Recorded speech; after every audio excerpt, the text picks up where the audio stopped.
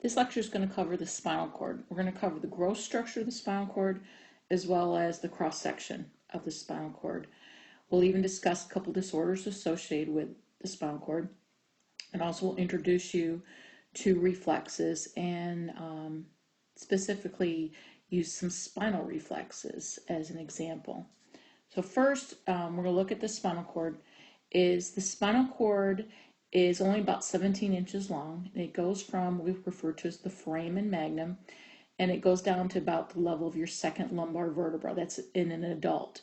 Now, foramen magnum literally means large opening. So remember, foramen means opening. And I'm going to show you where the foramen magnum is in the skull. This here is looking at the bottom of the skull, and right in the middle, this is the foramen magnum. So the spinal cord originates from or goes out through the foramen magnum, or the large opening. The spinal cord, remember, is going to be protected by the vertebra as well as the meninges. The skull, remember, protects the brain. Notice that the spinal cord, in a couple sections, we have enlargements. We have enlargement in the cervical spinal cord as well as the lumbar spinal cord. The reason for this is you need a lot more gray matter. Remember, gray matter is an area of integration coordination. The white matter is where we have myelinated axons. That's going to be more conduction. But we want to have a lot more gray matter associated in these areas of spinal cord because they're going to be innervating structures associated with the limbs. The cervical enlargement will be upper limbs. The lumbar enlargement will be the lower limbs. So they'll be carrying sensory information from these structures and carrying motor information to these structures. There's no other enlargements in the spinal cord, just in the cervical and the lumbar spinal cord. Also, a couple things I wanted to bring your note to is the spinal cord kind of tapers off at what we refer to as the conus medullaris. Now, the conus medullaris is going to be located between about the first and second lumbar vertebra, because that's the end. That's going to indicate the end of the spinal cord. Now, this picture here, where it's illustrated by number 2, this is where the spinal cord tapers off. So you notice that we still have a lot more vertebra as we come down, but this in an adult is about the end of where the adult spinal cord is at the level between the L1 and L2 lumbar vertebra. What you have after that, all these here, this is referred to as the cauda equina. Cauda equina literally means horse's tail. So that's horse, that's tail. Because what it is, it's just the dorsal roots and the ventral roots of the spinal segments that kind of, they leave and they're eventually going to exit at certain levels of the vertebra. So you see that as you come down here. Note also at the very bottom, we have what we refer to as the filum terminale. This represents the distal portion of the tail, and part of it is composed up of the meninge, the meninx, the pia mater. Now, the filum terminale also serves to provide some longitudinal support to the spinal cord. Now, if you notice on this picture, what they've done is they've gone through the different parts of the spinal cord and they've sectioned it, so you can see these cross-sectionals of the spinal cord. Overall, it looks very similar, but there's some differences. As you'll notice, in some areas, you have a lot more of the white matter. The white matter is here, it's like you see on the outside. So all this is white matter. The gray matter is the interior part. So parts are going to have a lot more gray matter or a lot more white matter. Now, the spinal cord is broken up into 31 segments, as I had mentioned in a previous lecture. The spinal nerves originate from these spinal cord segments. The spinal cord segments, also had previously mentioned, are variable in length. The segments don't necessarily correspond to the vertebral segments, and we're going to show you that very, very shortly. But first, what I do want to discuss is kind of why is there such a difference in the amount of white matter or gray matter in different parts of the spinal cord. Now remember, in the cervical and the lumbar spinal cord, you have a lot more gray matter. This is where our enlargements are, because they have to be bringing sensory information from the limbs and carrying motor information to the limbs, so you have a lot more control over your limbs.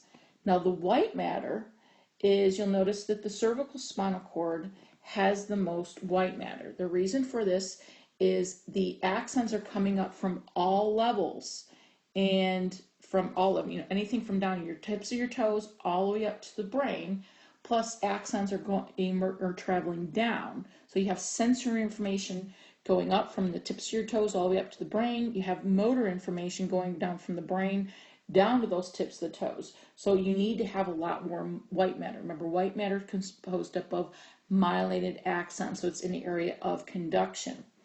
The gray matter, remember, is an area of integration coordination. So like I mentioned before, you're going to have the gray matter in areas where you need a lot more control, and that would be of your arms and your legs. So also had previously mentioned is that your spinal cord ends about the level of the second lumbar vertebra, between L1 and L2. If you look, I'm going to draw a thing, the spinal cord segments are right here in the middle, and they've got them color coordinated, okay? So you have 31 segments of the spinal cord. Each of your spinal nerves emerge from that particular segment, but you notice at a certain level, it does not line up to the vertebral level. If you notice the color coordination of the nerves and the vertebra, to try to so you see that they don't necessarily line up. So you've got the green is the cervical, the gold is the thoracic, you got the lumbar. Now notice the lumbar spinal cord's up here, but the lumbar vertebra are way down here.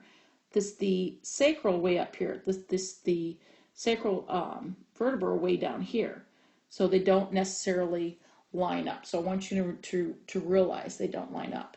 But we do have 8 segments, cervical spinal cord segments, 12 thoracic, 5 lumbar, 5 sacral, and 1 coccygeal segment. So that corresponds to your spinal nerves. Remember, you have 2 from each segment. So you get 31 pairs of spinal nerves, each originating from those 31 segments of the spinal cord. Now here, this is also kind of showing you that we have that cauda equina. So the cauda equina are all those ventral and dorsal roots coming from the spinal cord, or where the spinal cord ends at that conus medullaris. These are coming down like a horse's tail, which you see here. I don't like this top picture as much, but it's kind of showing you relative to the different meninges. And we'll talk about that a little bit later. Now here's one of the lab models that represent the spinal cord. And so what you have here, these are the spinal nerves. You have the one that's cut off. Here's a spinal nerve. We're going to talk about the structures here, and this here is the spinal cord. But we're going to talk about these things relative to the spinal cord. So these are part of the nerves, but this is the spinal cord, and we're going to look at it in cross-section. Now this here is going to be, that there is going to be called the dorsal root ganglion.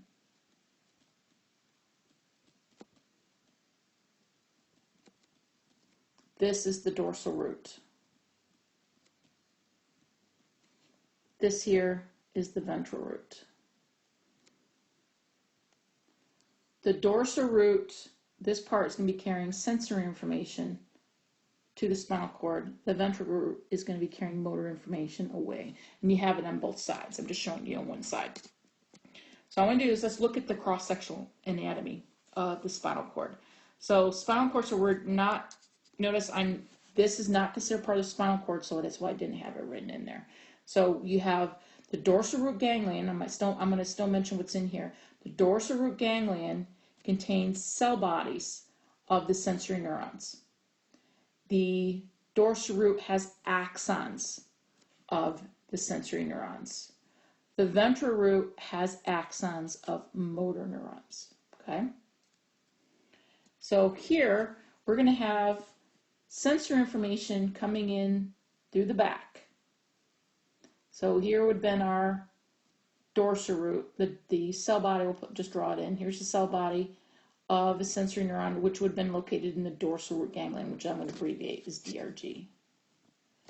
So sensory information is coming in the back. You'll notice in the gray matter of the spinal cord, it's broken up into sections. We have a dorsal gray horn. We have what you see here. This would be a dorsal gray horn. Posterior gray horn and dorsal gray horn are the same thing. They're going to use those terms interchangeably. The lateral gray horn is right here. You'll notice it's right over here too. And we have an anterior gray horn, which you see right there. They're going to contain cell bodies. But cell bodies of what? Another thing before I continue is I want you to write down is that the lateral gray horns are only located in the thoracic and lumbar spinal cord. It's not located throughout the spinal cord. The lateral gray horns are involved in the autonomic nervous system, and it's only found in the thoracic and lumbar spinal cord. I also want you to notice that the gray matter of the spinal cord kind of makes like a butterfly shape. To me, it looks more like a bra.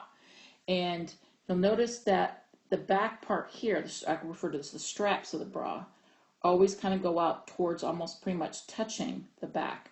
The front part, the ventral part, doesn't. So I used to refer to these as like the cups of the bra. So this is how it can help you orient yourself. So the posterior is always back here where the straps are. Ventrals are in the front where the cups are. So the posterior gray horn, otherwise known as the dorsal gray horn, has cell bodies of somatic and visceral sensory neurons, or specifically interneurons. Okay. So if this information is coming in here, it would synapse, and I'm going to draw a different picture. So this would be, say, a cell body of a somatic sensory neuron that would then, say, maybe, say, come around and cross over and go over and ascend up the spinal cord to say, hey, someone, that some hurt, so it'll be involved in like painful stimuli. So this is where cell bodies of the somatic and visceral sensory neurons are located. And in your notes, it refers to as its location of somatic and visceral sensory nuclei. Nuclei is a term for a group of cell bodies located in the central nervous system. Since we're in the spinal cord, this is the central nervous system. The somatic sensory nuclei are located more towards the back. The visceral sensory a little bit more towards the middle, so it's kind of more closer to the middle. The lateral gray horns are the location of visceral motor nuclei. Those are where cell bodies of neurons that are going to be carrying information out to, say, the cardiac muscle or smooth muscle. These would be part of the autonomic nervous system. The anterior gray horn has cell bodies of somatic motor neurons, or we could say it's a location of somatic motor nuclei. This is where the cell bodies of neurons that will be innervating skeletal muscles will be found. Also, you'll notice that we have in the center, we have this central canal. The central canal is going to be containing cerebral spinal fluid. It's going to be lined by ependymal cells, and which are involved in that circulation of the cerebral spinal fluid. These are continuous. The central canal is continuous with the ventricles of your brain, and just like the ventricles of the brain, filled with cerebral spinal fluid. On either side of that central canal, we have these commissures. You have a posterior gray commissure because it's gray matter, posterior because it's in the back, the anterior white commissure, or sorry, not white commissure, I was talking about gray commissure. You have an anterior gray commissure, which is on the anterior aspect of the spinal cord, and it's gray matter, so it's called anterior gray, and we have commissures. Now, the commissure is an area where we have axons that may be crossing over from one spinal side of the spinal cord to the other. On the before anterior to the anterior gray commissure, we have an anterior white commissure. White commissure, this has white matter in general, is an area of where we have myelinated axons. So the gray matter, remember, is where we have cell bodies.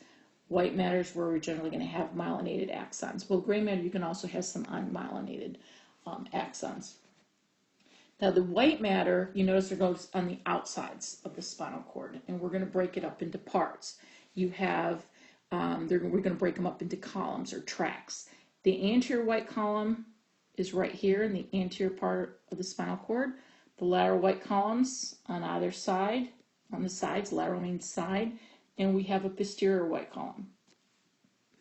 Now we don't use the interchangeable posterior and dorsal. Well, actually this one we do. Dorsal white column, we do use that with posterior white column, but the other ones are anterior, we don't say ventral white column, so that's not usually appropriate. Now the white matter has either ascending or descending tracts of myelinated axons. Now the lateral white columns contain both. It does have ascending tracts carrying sensory information up, or motor tracts that are carrying motor information down. The anterior white column also has both sensory and motor, or I should say ascending or descending tracts. The posterior white column only has sensory tracts, so make sure you write that down. So that only has sensory tracts that are associated with it. And we'll talk about pathways. We'll talk about specifically what types of information is carried along on either side of the spinal cord. Another thing that I want you for landmarks to be aware of is we have an anterior median fissure here in the front and a posterior median sulcus in the back. A fissure is a deeper groove. A sulcus is a narrow groove. So kind of keep those terms down. Fissure is a deeper groove. Sulcus is a narrower groove. The anterior median fissure, it's in the anterior part. It's in the middle. The posterior median sulcus, it's posterior and it's in the middle. And they call it a sulcus. This is not as deep as you see with the anterior median fissure. So those are going to be kind of help you with, as landmarks. A couple right here on this, I do want to kind of show you some of the stuff on another section of the spinal cord, but I'm going to use it to also kind of review with you your meninges, or at least your spinal meninges. So here's your gray matter right in here. Okay, here's your white matter. Here's the dorsal. Here's the lateral. Here's anterior. Here's anterior median fissure. Posterior median sulcus. There's your central canal. Now you notice here, I'm going to just highlight in green. This is your pia mater. Their innermost meninges. I'm going to do kind of a gold color. This is your arachnoid matter right there. I'll do blue I'm going to do dura mater, which you see number 9. That's dura mater. What you're seeing right in here, that's the subarachnoid space, which is filled with cerebrospinal fluid. Up above here, you're seeing some fat, some blood vessels. That's found in the epidural space. Over here, you're seeing some of the dorsal roots. Here, the ventral. So here's ventral roots. Here's dorsal roots that you're seeing. Now, a couple clinical aspects associated with the spinal cord is multiple sclerosis and poliomyelitis. So polio is also poliomyelitis. It's an E-T-I-S. Oh, can't even spell. Poliomyelitis.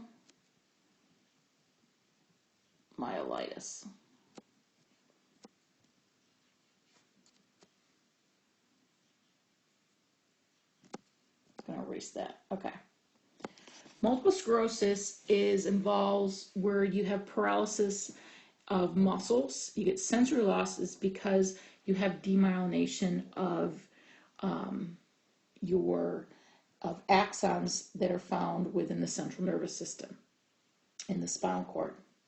But it's also going to be also within the brain, but it's going to be associated with the spinal cord.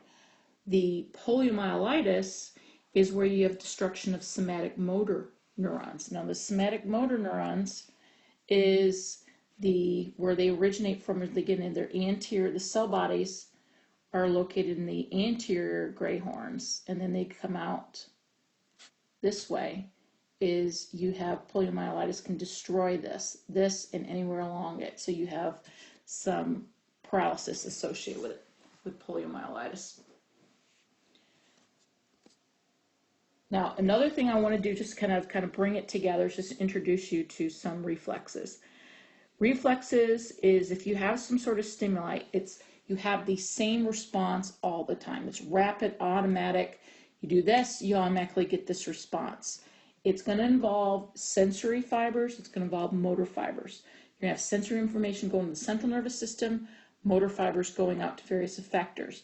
Now, some of you have probably had some of your reflexes tested. They use that to evaluate, say, example, proper function of the spinal cord or the various nerves, because they know if I, say, tap the patellar tendon for a knee-jerk reflex, it's evaluating certain parts of the lumbar spinal cord.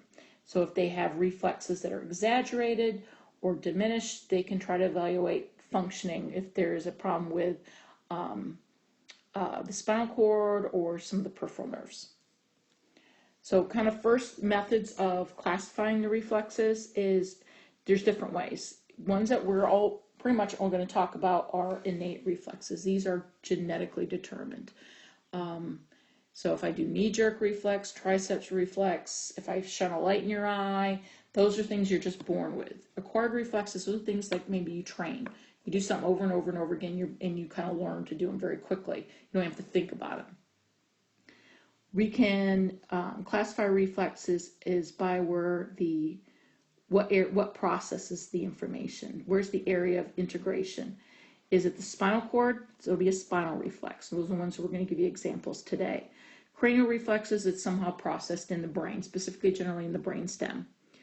Reflex is also going to be classified by the response. Was there a skeletal muscle involved? Those would be somatic reflexes. Autonomic or visceral reflexes. Those are going to be involve smooth muscle or cardiac muscle or glands. Also, you can classify reflexes as how complicated the circuit is. Is there more than one synapse, or there just one synapse involved? So we're going to give you a couple examples. Now, the 5 generic components of a reflex is you always have a receptor. It's picking up some sort of change in information in the environment. Is it pain? Is it temperature? Is it touch? Is it pressure? Second is the information is going to be carried along a sensory neuron or an afferent neuron. You see it in blue. What you notice right here, that is the cell body of the sensory neuron, which would be located in the dorsal root ganglion. The motor or the sensory information comes up to the back through the dorsal root, and then it's going to synapse with the cell body of a interneuron, and that cell body is going to be located in the posterior gray horn, otherwise known as the dorsal gray horn. And depending if that information came from a somatic structure like here with the skin, it would be going in the location where we have the somatic sensory nuclei, or if it was coming from an internal organ, it would synapse with cell body located more where we find the visceral sensory nuclei. The gray matter of that, in this case we see in the spinal cord, this is our integration center. This was a cranial reflex. That gray matter would be located up in the brain stem. So we have an integration center. Kind of figures out what the information is saying and knowing what to do with it. Once you figure out what to do with it, the motor information is going to be carried along a motor neuron down to our effector. So in this picture, it's showing you an example of a somatic reflex. Because of the effector is a skeletal muscle. It's showing you a spinal reflex because the integration center is in the spinal cord, and it's also showing you what we call a polysynaptic reflex because there's more than one synapse involved. Here's one, there's number 2. Because if an interneuron's involved in that particular reflex, it's going to be called a polysynaptic reflex. So these are your 5 general components of a reflex arc. I'll give you a couple examples. Now this is showing you a monosynaptic versus a polysynaptic. So monosynaptic, there's no interneuron. A polysynaptic, there is one. So I'm going to show you here, this is a monosynaptic reflex. We call it the knee-jerk reflex, where someone taps the patellar tendon, it stretches the quadricep muscle, and we have a sensory receptor referred to as a muscle spindle.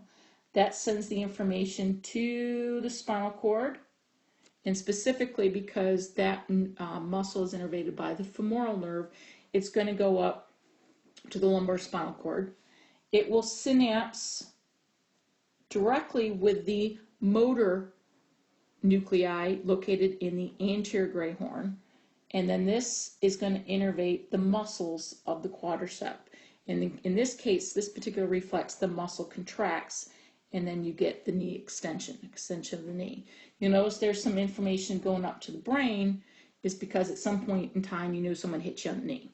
But this reflex is very quick, very rapid, it's automatic, you don't have to think about it. So this is just kind of giving you an introduction to the reflex. We'll talk about these much more in depth in more than one lecture at a later time.